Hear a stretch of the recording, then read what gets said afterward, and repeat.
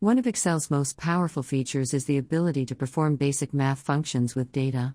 Excel can add, subtract, multiply, divide, find averages, and perform general counting functions on the numeric data you enter.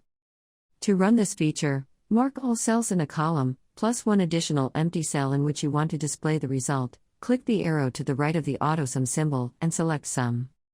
The result will appear in the selected blank cell. Attention: if you click directly on the sigma, Excel will automatically add the numbers you selected. If you click on the small down arrow next to it, you will have a choice of other math functions. This means that to calculate the average, check the highest or lowest number in the range, or even count how many numerical cells there are in the selected range, among others, and just select the desired function. If you double-click on the cell that contains the answer, you will see an equation. Let's break down the function to see what exactly each part means. Equals indicates that you are starting an equation in this cell. Sum is the function to be executed. In this example, all cells will be added.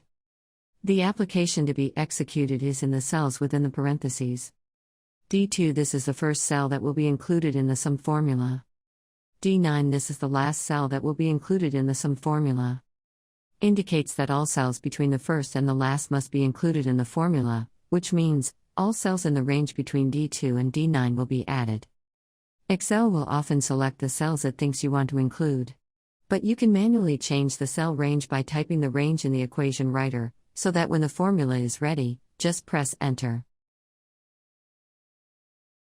Other math functions that can be performed from the AutoSum button include Average. This function will calculate the average of selected cells.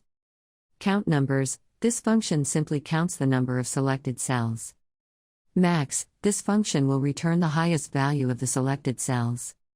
Minute. This function will return the smallest value of the selected cells. Remember, Excel equations are similar to computer programming languages, so be patient, and if you don't succeed at first, try again. Even Excel pros create incorrect formulas on their first attempts.